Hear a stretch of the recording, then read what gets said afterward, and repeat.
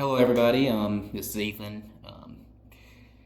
I'm sure I'm sure you guys saw Alan's video. It just came out a few minutes ago as I'm recording this one, but I can't. He said it all. We have lost Jeremy at 47, and if you watch Alan's video, he'll tell you everything that happened with the hospitals and the disease and the whole situation there. So I won't get into that part. But I figured since Alan did it, I would go ahead and just say a few words about my friend who I'm going to miss and who I'm going to love and who I'm going to, well, like I said, who I'm going to miss. I hate that I couldn't make it to the funeral today. I had to get some stuff sorted at my new apartment and for my new job, which is a story for another day.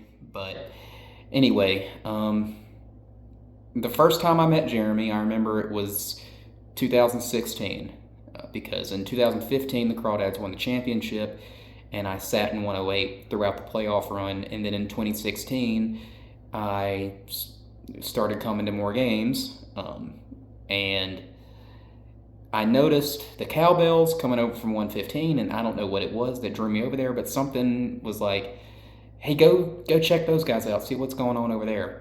And I went and I sat over there, and it was Jeremy, and it was Scott, and it was Donna, and I just instantly became good friends with everybody over there, and especially Jeremy. I mean, he we both talked about. I mean, the first couple times I met him, we talked about wrestling, we talked about NASCAR, and we talked about Star Wars, which outside of baseball are three of my favorite things.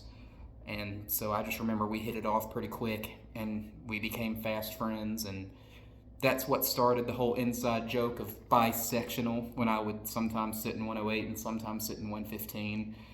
So if you've heard that joke on the podcast before, that's where that started. And I'm pretty sure he's the one that came up with that. That was his line. So he was always very friendly and funny, and nobody has ever had a bad thing to say about him. He was always great to everybody that would come over to 115 and ask about what we were doing and stuff like that. He would always, everybody was welcome when he was around. And that's not to say that people weren't welcome when he wasn't around, because we try to be a good group over there, but just he made everybody feel extremely welcome, as he did me when I first started sitting over there. By the first couple weeks that I knew him, it felt like I had known him for years. And he reminded me a lot of my dad, who had passed away a few years before then. At that point, my dad had passed away in 2012. This was, like I said, 2016, and by about 2017 or 18, I was sitting 115 every single night. And that's nothing against 108. Those guys are great. I love those guys over there, but just I had become real good friends with them. And so I just want to talk about a few of my favorite memories with Jeremy. There were two games in 2019.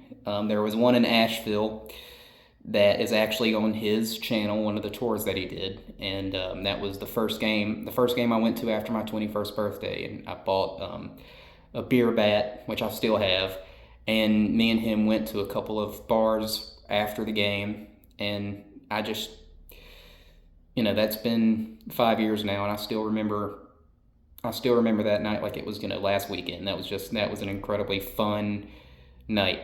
And also that same year, I think the very next weekend, we had went to Greenville, and we got a private tour of Shoeless Joe Jackson's house that they were in the middle of remodeling and moving and turning into a museum. And that video was also on his channel. And that's the another inside joke with our group of friends is about the cup of Polynesian sauce that I drunkenly spilled all over myself. And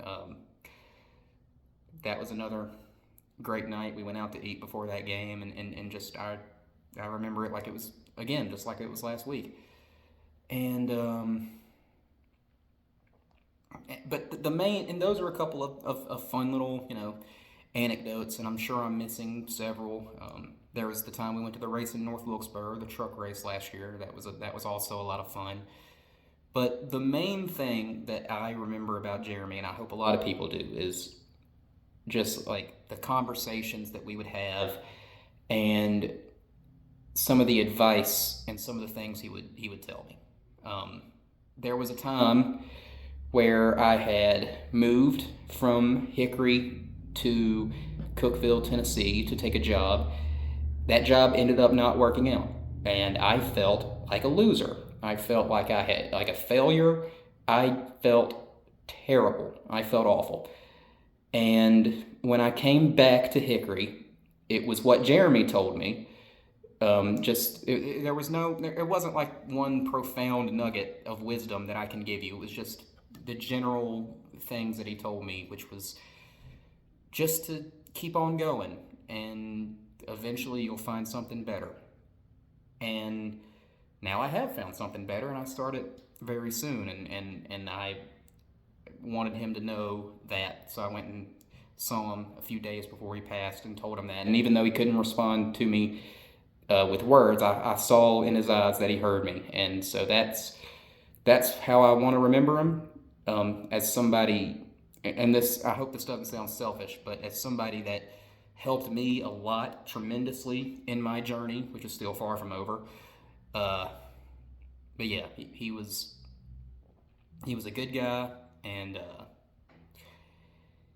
you know, he I'll miss him a lot, and I'll see him again someday in heaven, as I hope I'll see all of you again someday in heaven. Like Alan said, we don't really talk about religion or stuff like that on our channel, but I think an exception can be made here, because I believe that I will see him again in heaven one day, and that gives me a lot of solace. But yeah, it's going to be a while before we meet again, but it's going to be great.